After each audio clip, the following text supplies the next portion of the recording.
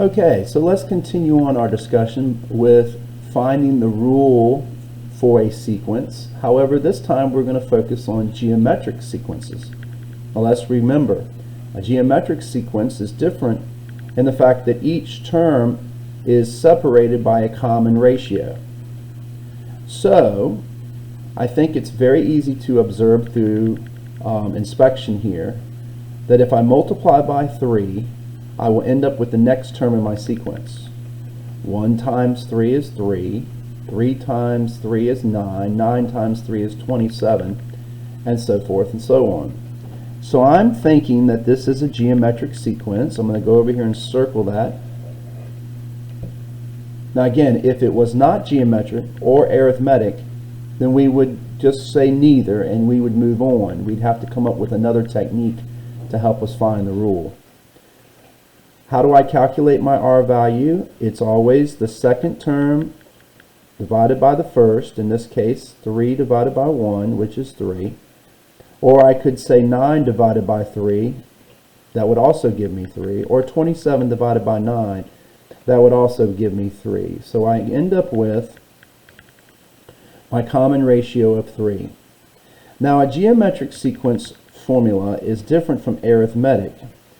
I can find any term in the sequence by knowing what the first term is times the common ratio raised to the n minus 1 power.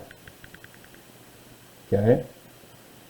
So I know what my common ratio is now. It's 3. All I need to do now is identify what is my first term. And my first term in this case is 1. So substituting into this formula, I simply put a 1 in for a sub 1, or my first term.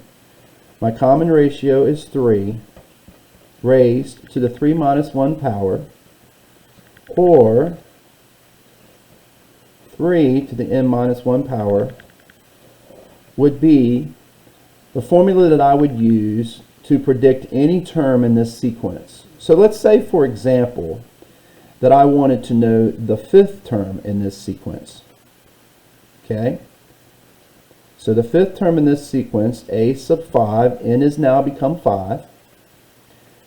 I would simply say it's 3 raised to the 5 minus 1 power, because as you can see my n has now become 5, which simply becomes 3 to the 4th power, which is 81. So using this formula, I can extend this sequence and calculate any term in my sequence. For example, even if I wanted to know the 25th term, I could do that as well without having to write out this sequence 25 different terms. Let's take a look at another example very quickly for a geometric sequence. Again, I need to determine first, is this in fact geometric? I think it's very easy to conclude that it is. My R would be -2, or my ratio over 1, which is -2. Now remember, you can end up with negative ratios. That just means that your values rotate back and forth or alternate back and forth from positive to negative, negative to positive. So this is in fact a geometric sequence.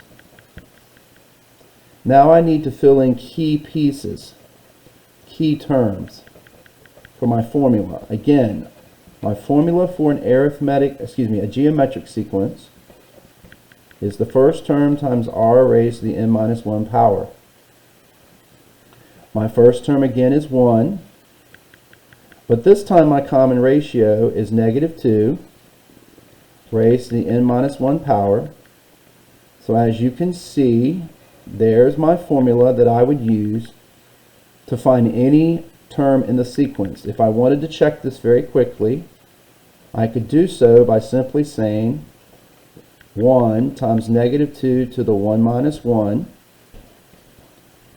We know that 1 minus 1 is 0, but -2 raised to the 0 power is 1.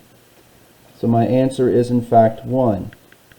If I put in an n equals 2, meaning the second term in my sequence, which should have a value of -2, we're going to get 1 times -2 to the 2 minus 1 power, which is going to give me 1 times negative 2 times 1, which in fact is negative 2. So in order to find the rule for a geometric series, we will use the formula a sub n equals the first term times r to the n minus 1 power.